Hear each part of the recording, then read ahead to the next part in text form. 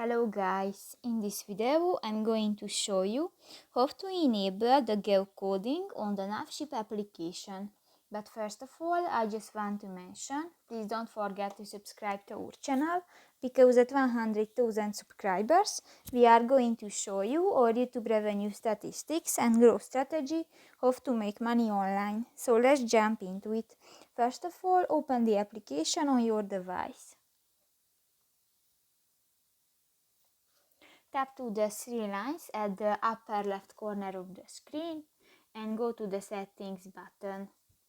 Scroll down and in the app settings section you can find the enable geocoding, get the name of the current region and display it in the toolbar.